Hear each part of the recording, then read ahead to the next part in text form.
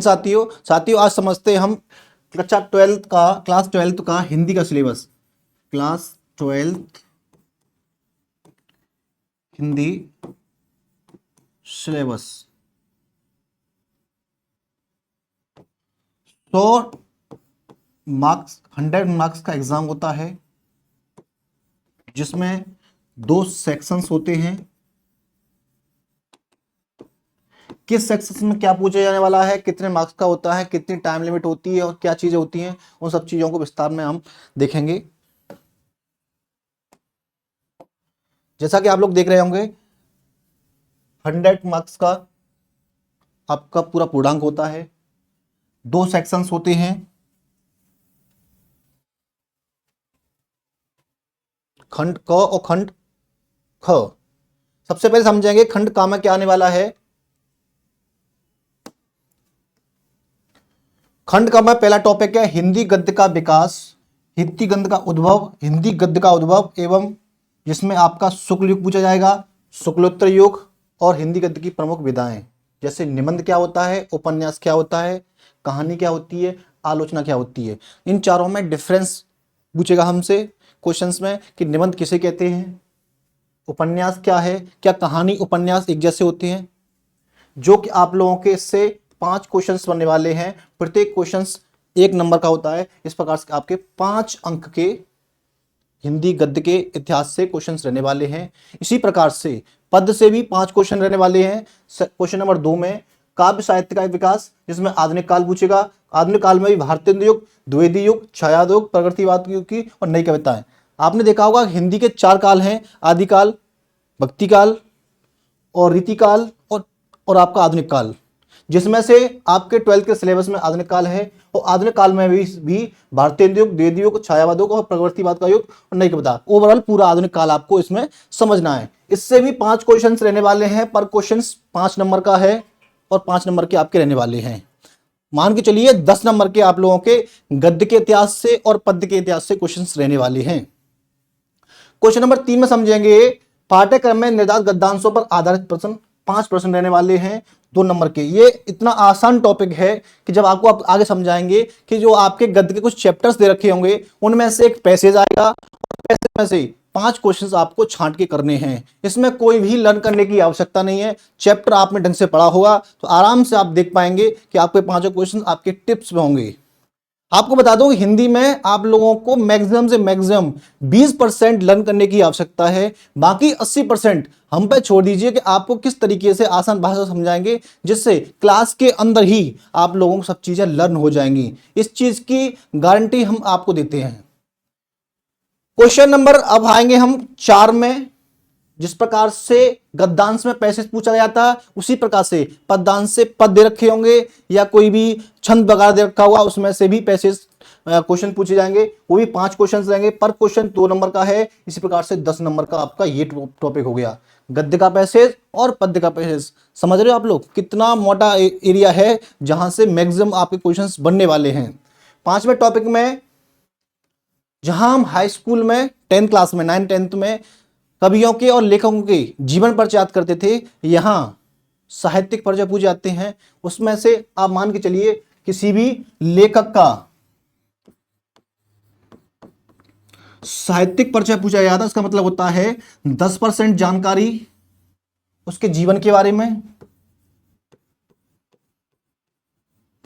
और 60% जानकारी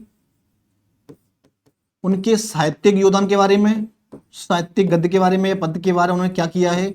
और बची हुई कितनी, कुछ 30% उनकी जानकारी रचनाओं के बारे में, विधाओं के बारे में। ये मेजर पोर्शन रहता है हमारे साहित्यिक परिचय में। कुछ बच्चे सोच रहे होंगे जीवन परिचय में और साहित्यिक परिचय में डिफरेंस क्या होता है। जब हम 9th और 10th की बात करते हैं तो वहां जीवन परिचय पूछा जाता है, वहीं 12th की बात करते हैं तो वहां साहित्यिक परिचय पूछा जाता है, जिसमें जीवन परिचय का जो परसेंटेज होता है वो कम हो जाता है। लेकिन साहित्य में क्या योगदान रहा, किस विषय पर ने किन विधाओं पर सबसे ज्यादा काम किया, उसके बारे में डिटेल एनालाइज करते हैं हम लोग।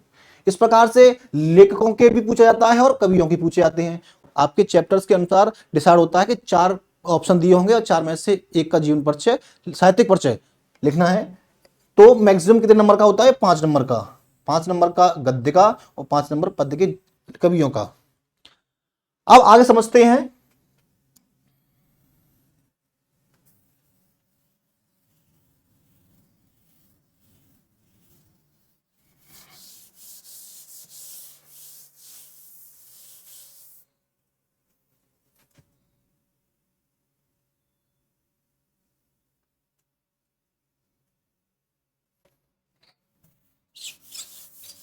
देखिए, जहां तक अभी हमने कहां तक कंप्लीट कर लिया, हमने किया है जीवन परिचय कंप्लीट कर लिए इन लोगों की, है ना। अगले क्रम में आपके कहानी के कुछ चैप्टर होंगे, उनमें से सारांश लिखना होता है। मान के चलिए आपका एक चैप्टर है, लाठी वाला चैप्टर है, और या ध्रुव यात्रा वाला चैप्टर है, उसमें से आप लोगों को पढ़ना है, उसमें से उसका पैसेज का पूरा सारांश लिखना है उस चैप्टर का। मतलब आपका अगर आपके किताब में कोई भी चैप्टर 10 पेजेस का है, उसको मिनिमाइज करके अपने शब्दों में तरीके से लिमिटेड शब्दों में कंप्लीट करना होता है, उसे बोलते हैं कहानी का सारांश। और सातवां क्वेश्चन है आपका खंड काव्य के आधार पर कथावस्तु के प्रमुख पात्रों का चित्रण। जिस प्रकार से 9th-10th में मुक्तियुद्ध पढ़ते थे, उसी प्रकार से आपके जिले के अनुसार खंड काव्यों का वर्णन दे रखा है। उनमें से जिस जिले के आप रहने वाले हैं उस हिसाब से आपको खंड काव्य तैयार करना है। प्रत्येक का एक एक दो चित्र तैयार करने होते हैं, कंप्लीट करा देंगे, आप लोग एक बार में समझ जाओगे। ये हमारा इतना पोर्शन है 50 मार्क्स का, जो खंड क में रहने वाला है। समझ रहे हो, मोटा मोटा जो आपका जो खंड क है वो पूरा पूरा लिखने वाला है, इसमें कोई भी शॉर्ट क्वेश्चंस नहीं है। शॉर्ट क्वेश्चंस हाँ ये हैं, ये वाले शॉर्ट क्वेश्चंस रहने वाले हैं, बाकी इतना ये पोर्शंस 40 मार्क्स का आप लोगों का टोटली रिटर्न है, जिसमें से मैक्सिमम टर्म आप लोगों को एग्जाम में लिखने के लिए लगाना पड़ेगा। आगे चलते हैं। अब चलते हैं हम खंड ख की तरफ।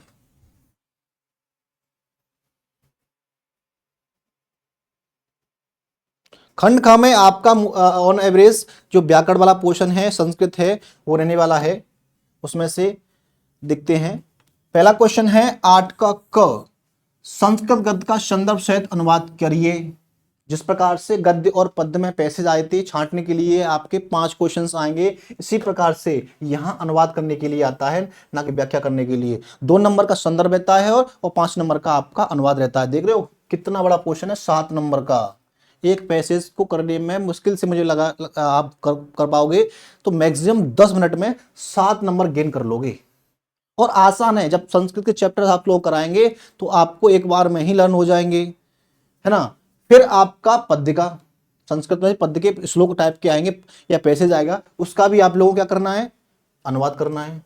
यहाँ व्याख्या नहीं होती है संस्कृत में, आप लोगों को बता दें कि यह व्याख्या वाला सीन नहीं होता है, यहाँ सिर्फ संदर्भ लिखना है और उस चैप्टर का अनुवाद करना है, उस पैसेज का अनुवाद करना है। जब आप लोग पढ़ाएंगे तो आपको चीज समझ में आएंगी।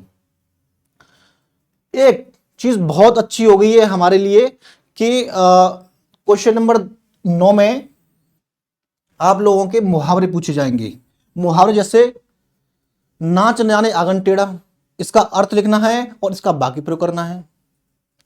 अगले क्वेश्चन में क्वेश्चन नंबर 10 में अपरिचित गद्यांश, मतलब आपने कहीं भी कोई भी पैसेज न देखा हो, रैंडमली कहीं से कोई भी कहानी उठा के आपके पेपर में दे दी जाएगी, आपको 3 से 4 बार रीडिंग करनी है और उसमें से क्वेश्चन छांटने। जिस प्रकार से गद्य और पद्य में पैसेज छांट रहे थे तो वो आपके टेक्स्ट बुक का हिस्सा था, लेकिन अनसीन पैसेज का मतलब ये होता है कि आपने कभी वो पैसेज देखा नहीं होगा, आपकी स्किल्स, आपकी समझदारी आपके काम आएंगी और आप लोगों को उसमें क्वेश्चन करना है। लेकिन हम इतनी आपको प्रैक्टिस करा चुके होंगे इस क्लासरूम के माध्यम से कि आप लोग अनसीन पैसेज को भी आसानी से कंप्लीट कर लेंगे, तो उस चीज की टेंशन आप मत लीजिए, ये हमारी जिम्मेदारी है।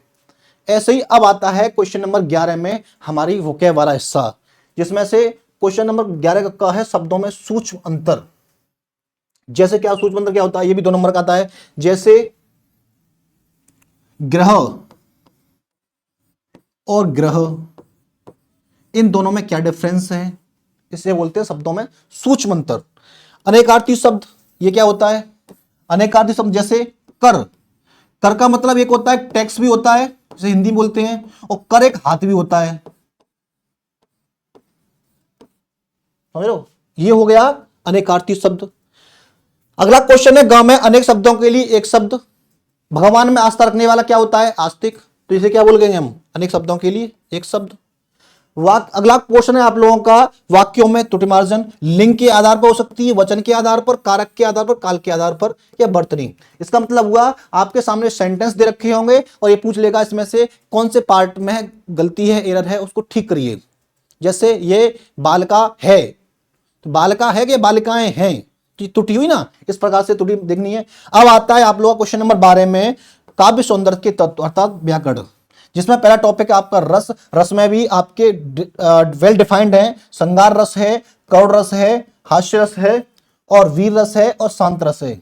इनके बारे में आप लोगों की परिभाषा, इनके एग्जाम्पल्स आप लोगों को सटीक रूप से याद रहने चाहिए। अगले में है अलंकार। अलंकार दो प्रकार के होते हैं, शब्द अलंकार, अर्थ अलंकार। शब्द अलंकार में अनुप्रास, यमक, श्लेष, इनके भी एग्जाम्पल और परिभाषा। अर्थ अलंकार में उपमा, रूपक, उत्प्रेक्षा, भ्रातिमान और संदेह, इनके भी एग्जाम्पल्स और परिभाषाएं आप लोगों को याद रहनी चाहिए। बहुत इजी टॉपिक्स हैं, अगर हम करने जाएंगे तो व्याकरण को 30 से 40 मिनट की वीडियोस में हम कंप्लीट कर लेंगे, अच्छे तरीके से कंप्लीट कर लेंगे, जिसमें आप लोगों को बिल्कुल भी घबराने की आवश्यकता नहीं है। आपका जो कॉमन क्वेश्चन रहता है कि उपमा में, रूपक में, उत्प्रेक्षा में कंफ्यूज रहते हैं मोस्टली बच्चे, उसको भी हम अच्छे तरीके से मैनेज कर लेंगे। अगला टॉपिक 12 के ग में आता है छंद, मातृछंद और वर्णात्मक छंद।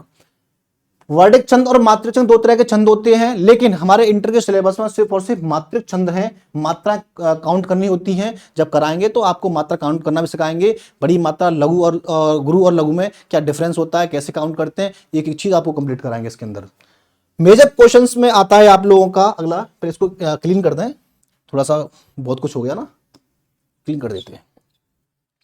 आप आगे स्क्रीन पर देख ही रहे होंगे किस क्वेश्चंस का कितना मार्जिन है। इस प्रकार से हमें उस प्रकार की स्ट्रेटजी, उस तरह की क्लासेस रहनी है। हमें अच्छी तरीके से पता है कि आप लोगों के लिए क्या चीजें सबसे पहले आसान रहने वाली हैं। उसी प्रकार से सिलेबस को हम कंटिन्यू रखेंगे।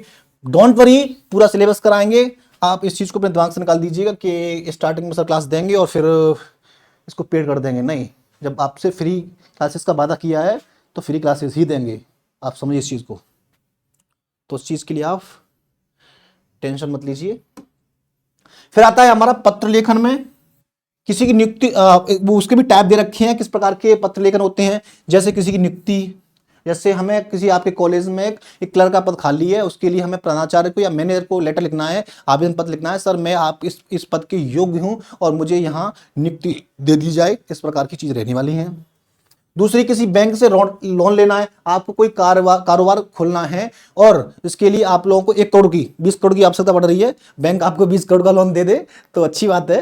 तो 20 करोड़ का लोन खोले, भाई सोचना है तो बड़ा सोचो ना, लोन ले रहे हैं तो बड़ा लोन सोचो। बच्चे कह रहे हैं सर 20 करोड़ का लोन दिलवा दो हमें। और गांव की सफाई के लिए, आपका गांव के एरिया में अगर मच्छर फैल गए या पानी जल भराव हो गया है, उसकी सफाई करवानी है, किसी डीएम को या किसी स्वच्छता अधिकारी को या किसी पंचायत के अधिकारी को लेटर लिखना है, उसके लिए भी टाइप्स है ना। फिर आता है आपका क्वेश्चन नंबर 14 में निबंध। निबंध वो पोर्शन वाला हिस्सा है जहां आपको 9 नंबर का मिलेगा। ऐसा पहला एकमात्र क्वेश्चन है जहां आपको बहुत हेवी मार्जिन के नंबर मिलने वाले हैं। इसमें कोई भी लर्न करने की आवश्यकता नहीं होती है। निबंध को सोच के समझ के चीजें लिखनी होती हैं। हमारे आसपास मान के चलो प्रदूषण पे निबंध आ गया तो इसमें कोई रॉकेट साइंस की आवश्यकता है नहीं। कॉमनली हम आप अपने आसपास देखते रहते हैं किस प्रकार का प्रदूषण चल रहा है, उस हिसाब से चीजें मैनेज करनी होती हैं, है ना। ये हमारे दोनों खंड होते हैं, खंड क और खंड व।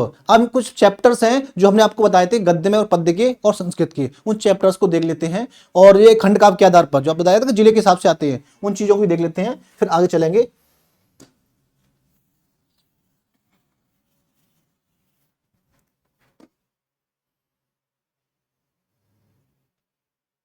देखो हमारे जो गद्य से चैप्टर्स रहने वाले हैं वो 6 चैप्टर हैं।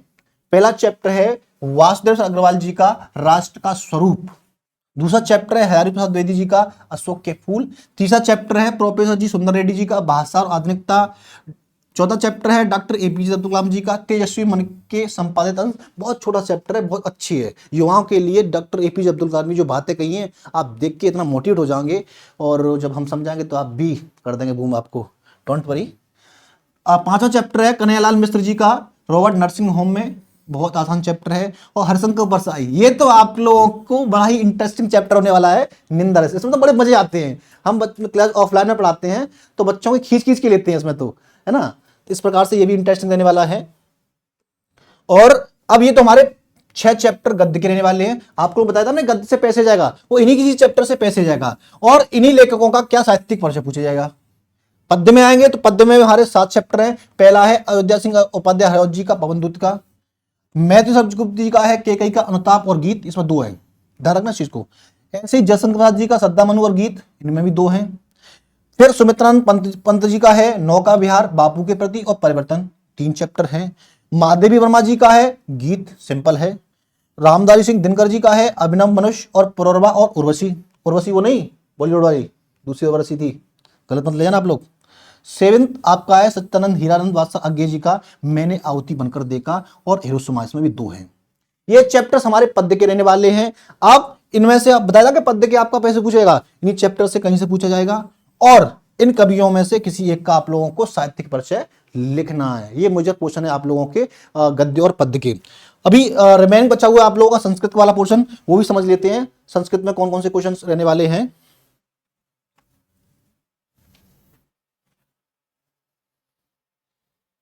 अच्छा, जो आप लोगों को हम बता रहे थे चैप्टर्स पढ़ने के लिए,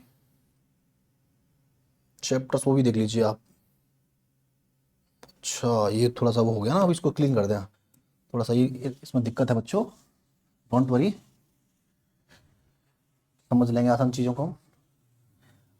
हमने आपको बताया था चैप्टर्स, वो चैप्टर्स ये हैं कहानी वाले। जयंत कुमार जी का ध्रुव यात्रा आपको बताया था मैंने, आपको सारांश लिखना है। वो इसमें से फणीसरनाथ रेड्डी जी का पंचलाइट और शिवानी जी का लाठी और अमरकांत जी का बहादुर आपको बताया था। जो मैंने सारांश लिखना है, चैप्टर्स को पढ़ाएंगे, कहानी सुनाएंगे और कहानी का आप लोगों को कम शब्दों में सारांश लिखना है। ये वही चैप्टर्स हैं 4, ये बहुत आसान है। चारों की क्लास के अंदर कहानी सुनाएंगे, इंटरेस्टिंग कहानी सुनाएंगे। एक बार कहानी को सुन लोगे हमसे तो कभी जीवन में नहीं भूलोगे, ठीक है। और नेक्स्ट अब संस्कृत का वाला पोर्शन बचा हुआ हमारा, उसको भी देख ही लेते हैं। अब जहां तक आए हैं तो उसको कंप्लीट ही कर लेते हैं। अच्छा देखो, जो आपसे मैं बात कर रहा था ना कि जो जिले के हिसाब से आप लोगों को याद करने हैं, वो ये टॉपिक्स हैं, अपने जिले के हिसाब से आप लोग देख लेना। बाकी इसको जब कराएंगे तो चीज़ें कराई देंगे। आपको जो लास्ट टॉपिक बचा हुआ है वो बचा हुआ है संस्कृत का, इसको हम देख लेते हैं, ठीक है बच्चों। तो खंड ख में आपको जो चैप्टर बताए थे हमने संस्कृत के, इसमें से वही क्वेश्चंस बनना है। क्वेश्चन क्या बनना है, क्वेश्चन तो यही बनेगा कि आपको एक पैसेज दे देगा, एक गद्य का और एक पद्य का, ये 2 पैसेज रहने वाले हैं। उसमें भी आपसे संदर्भ पूछेगा, क्या पूछेगा, संदर्भ और प्लस अनुवाद। संस्कृत तो इतनी आसान है 12th क्लास की कि चलते फिरते बच्चे करते हैं। तो आपके 5 चैप्टर रहने वाले हैं। ओजस्व दार्यम, आत्मज्ञ एवं सर्वज्ञ, संस्कृत भाषा महत्वम, जातक कथा, स्वाश्रित रतानी, महामना मालवीय और पंचशील सिद्धांत। बहुत आसान टॉपिक हैं इसमें से, ये तो बहुत ही आसान है और ये भी बहुत इंटरेस्टिंग है, ये भी इंटरेस्टिंग है और ये तो मैं तो हंसी आने वाली है इसमें तो मजे आएंगे आप लोगों को, है ना। ये सब टॉपिक बहुत बड़ी आसान है। तो ये हमारा हिंदी का सिलेबस हुआ और इसी क्रम में आप लोगों को और भी टीचर्स बायोलॉजी केमिस्ट्री के मिलते रहेंगे। तब तक के लिए जय हिंद साथियों, मिलते हैं नेक्स्ट वीडियो में। अपना ख्याल रखिए, मिलते हैं नेक्स्ट वीडियो में।